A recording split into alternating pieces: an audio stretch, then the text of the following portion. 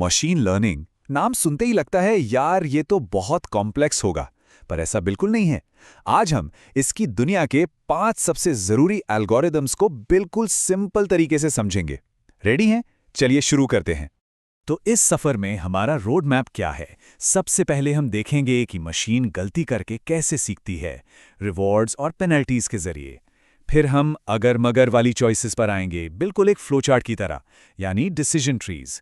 इसके बाद हम अनिश्चितता यानी अनसर्टेनिटी से निपटना सीखेंगे, प्रोबेबिलिटीज के साथ। फिर डेटा के बीच एक परफेक्ट लाइन खींचने की कला देखेंगे और आखिर में एवोल्यूशन से इंस्पायर होकर बेस्ट सॉल्यूशंस तक कैसे पहुंचें, ये समझेंगे। तो चलिए शुरू करते हैं हमारे पहले स्टॉप से, रीइंफोर्समेंट लर्निंग। देखिए, नाम सुन के घबराना नहीं है। कॉन्सेप्ट बहुत ही सिंपल है। सोचिए, ये बिल्कुल वैसा ही है जैसे हम इंसान सीखते हैं, ट्राई एंड एरर से। कुछ किया, अच्छा रिजल्ट मिला तो आगे भी वही करेंगे। गलत हुआ तो सीख ली कि अगली बार ये नहीं करना है। तो इसमें होता क्या है? एक एजेंट है, आसान भाषा में हमारा हीरो, जो एक एनवायरनमेंट यानी एक दुनिया में काम करता है। वो जो भी एक्शन लेता है उसके बदले उसे एक रिवॉर्ड या पेनल्टी मिलती है। सबसे बेस्ट एग्जाम्पल सोच के देखिए, एक बच्चा जब साइकिल चलाना सीख रहा होता है, जब वो बैलेंस बना लेता है, वो आगे बढ़ता है, ये हुआ पॉजिटिव रिवॉर्ड। और जब गिर जाता है तो उसे एक पेनल्टी मिलती है, जिससे वो सीखता है कि क्या नहीं करना। अच्छा, तो इसके मेन प्लेयर्स कौन हैं? चलिए एक और एग्जाम्पल लेते हैं। मान लीजिए एक रोबोट है जिसे एक भूल भुलैया यानी मेज से बाहर निकलना है। यहाँ रोबोट हमारा एजेंट है। वो मेज उसकी दुनिया यानी एनवायरनमेंट है। उसका हर एक मूव, लेफ्ट राइट आगे, ये सब एक्शंस हैं। और जब वो फाइनली एग्जिट ढूंढ लेता है तो वाओ, उसे मिलता है रिवॉर्ड। तो ये पूरा प्रोसेस चलता कैसे है? ये एक साइकिल की तरह है जो बार बार चलता रहता है। पहले एजेंट देखता है कि वो अभी कहाँ है, उसकी स्टेट क्या है। फिर वो एक एक्शन चूज करता है। उस एक्शन का जो नतीजा होता है उस पर एनवायरनमेंट उसे रिवॉर्ड या पेनल्टी देता है। और बस इसी फीडबैक से वो सीखता है और अपनी स्ट्रैटेजी को बेहतर बनाता जाता है। असली मकसद लंबी रेस में सबसे ज्यादा रिवॉर्ड्स इकट्ठा करना। और इसका यूज कहाँ होता है? अरे बहुत ही कूल जगहों पर। आपने सुना होगा एआई ने बड़े बड़े चेस मास्टर्स को हरा दिया। वहां यही काम करता है। एआई लाखों बार गेम खेलकर बेस्ट स्ट्रैटेजी सीख जाता है। यही नहीं, सेल्फ ड्राइविंग कार्स, रोबोटिक्स और यहां तक कि जो रिकमेंडेशन सिस्टम्स हमें ऑनलाइन दिखते हैं, उन सब के पीछे भी रीइंफोर्समेंट लर्निंग का हाथ है। ओके, तो ट्रायल एंड एरर से सीखना तो हमने देख लिया, पर क्या हो अगर मशीन को साफ साफ रूल्स के बेसिस पर फैसले लेने हों? यहां आती है हमारी दूसरी टेक्निक, डिसीजन ट्री लर्निंग। ये कह सकते हैं मशीन लर्निंग का सबसे सीधा साधा और समझने में आसान तरीका है। इसको समझने का सबसे आसान तरीका है एक पेड़ की तरह सोचना।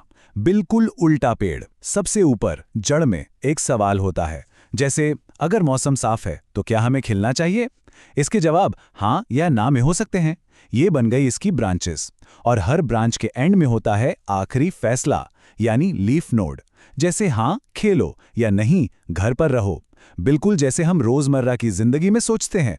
तो इसका सबसे बड़ा फायदा क्या है कि ये बहुत सिंपल है। इसको देखकर कोई भी समझ सकता है कि फैसला कैसे लिया गया। लेकिन हाँ, हर चीज के फायदे और नुकसान होते हैं। इसका एक रिस्क है ओवरफिटिंग, मतलब ये जरूरत से ज्यादा डेटा की डिटेल्स में उलझ जाता है। फिर भी जहां ट्रांसपेरेंसी जरूरी हो, जैसे मेडिकल डायग्नोसिस या लोन अप्रूवल में जहां क्यों का जवाब चाहिए, वहां ये बेस्ट है। अच्छा, अब तक तो सब कुछ यस या नो में था, पर असली दुनिया ऐसी नहीं होती है ना। यहां चीजें हमेशा 100% श्योर नहीं होती। तो जब हमें शायद या हो सकता है से डील करना हो, वहां आते हैं बेशेन नेटवर्क्स। ये प्रोबेबिलिटी यानी संभावनाओं के साथ रीजन करने का एक बहुत ही पावरफुल तरीका है। टेक्निकल डेफिनेशन पे मत जाइए, कंसेप्ट समझते हैं। ये एक तरह का मैप है जो दिखाता है कि कौन सी चीज किस पर डिपेंड करती है। मतलब अगर एक चीज होती है तो दूसरी चीज के होने का चांस कितना बढ़ या घट जाता है। बिल्कुल एक डॉक्टर की तरह सोचिए। अगर किसी को बुखार है, खांसी है, तो डॉक्टर अंदाजा लगाता है कि इस बीमारी की कितनी प्रोबेबिलिटी है। वही काम ये नेटवर्क करता है।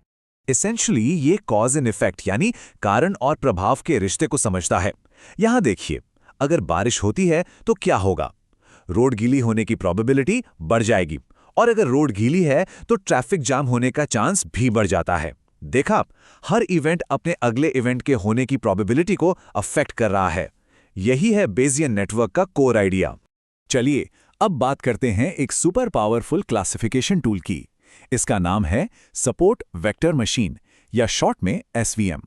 इसका बस एक ही मकसद है, डेटा के अलग अलग ग्रुप्स के बीच एकदम परफेक्ट बाउंड्री, एक लक्ष्मण रेखा खींच देना। इमेजिन कीजिए कि जमीन पर बहुत सारी लाल और नीली बॉल्स बिखरी हुई हैं। अब आपको उनके बीच एक रस्सी रखनी है ताकि वो अलग हो जाएं। SVM क्या करता है, वो उस रस्सी को ऐसी जगह रखेगा जहां से वो दोनों तरफ की नज़दीकी बॉल से ज़्यादा दूर हो। इस रस्सी को हम कहते हैं हाइपरप्लेन, और जो खाली जगह बनती है उसे कहते हैं मार्जिन। जितना बड़ा मार्जिन उतना बेहतर क्लासिफिकेशन। और यहाँ एक इंटरेस्टिंग बात है, वो बॉल्स जो इस रस्सी के बिल्कुल पास हैं वही सबसे इंपॉर्टेंट है। इन्हीं को सपोर्ट वेक्टर्स कहते हैं। क्यों? क्योंकि रस्सी कहाँ रखी जाएगी ये फैसला सिर्फ यही नज़दीक वाले पॉइंट्स करते हैं। बाकी सब दूर हैं, उनसे फर्क नहीं पड़ता। यही चीज़ SVM को इतना एफिशिएंट और पावरफुल बनाती है। अब आते हैं हमारे आखिरी और शायद सबसे फैसिनेटिंग एल्गोरिदम पर, जेनेटिक एल्गोरिदम। जैसा कि नाम से ही लग रहा है, ये सीधे नेचर से चार्ल्स डार्विन की survival of the fittest theory से इंस्पायर्ड है। मतलब जो सबसे बेस्ट है वही आगे बढ़ेगा। तो ये काम कैसे करता है? बिल्कुल एवोल्यूशन की तरह। सबसे पहले हम किसी प्रॉब्लम के लिए ढेर सारे रैंडम सॉल्यूशंस तैयार करते हैं। ये हो गई हमारी पॉपुलेशन। फिर हम चेक करते हैं कि इनमें से कौन सा सॉल्यूशन सबसे अच्छा है, यानी सबसे फिट है। जो बेस्ट होते हैं उन्हें हम सिलेक्ट करते हैं, उनको आपस में क्रॉसओवर यानी कंबाइन करके नए और बेहतर सॉल्यूशंस बनाते हैं। ये प्रोसेस चलता रहता है जब तक हमें बेस्ट पॉसिबल सॉल्यूशन ना मिल जाए। अच्छा, इसकी बायोलॉजी वाली वोकैबुलरी से कंफ्यूज मत होइए। क्रोमोसोम का मतलब है बस एक सॉल्यूशन। फिटनेस फंक्शन एक तरह का स्कोर है जो बताता है कि वो सॉल्यूशन कितना अच्छा है। क्रॉसओवर का मतलब है दो पेरेंट सॉल्यूशंस को मिला के एक नया बच्चा सॉल्यूशन बनाना। और म्यूटेशन ये है छोटा सा रैंडम चेंज, ताकि नए आइडियाज आते रहें और हम एक ही जगह अटके ना रह जाएं। तो ये थे मशीन लर्निंग के 5 शानदार टूल्स। हर एक का अपना स्टाइल है, अपनी एक अलग पावर है। चलिए आखिर में एक क्विक रिकैप हो जाए ताकि सब कुछ एकदम क्लियर हो जाए। तो याद रखिए, रीइंफोर्समेंट लर्निंग यानी गलती करके सीखना, डिसीजन ट्री यानी अगर ये तो वो वाला लॉजिक, बेसियन नेटवर्क यानी अंदाजे और प्रोबेबिलिटी के साथ सोचना, सपोर्ट वेक्टर मशीन यानी डेटा के बीच परफेक्ट दीवार खड़ी करना, और जेनेटिक एल्गोरिथम यानी बेस्ट सॉल्यूशन को इवॉल्व करना। तो अब इन 5 पावरफुल टूल्स के बारे में जानने के बाद एक सवाल जरूर उठता है, अगर ये टूल्स आपके हाथ में हो तो वो कौन सी पहली रियल वर्ल्ड प्रॉब्लम होगी जिसे आप सॉल्व करना चाहेंगे? सोचिएगा जरूर।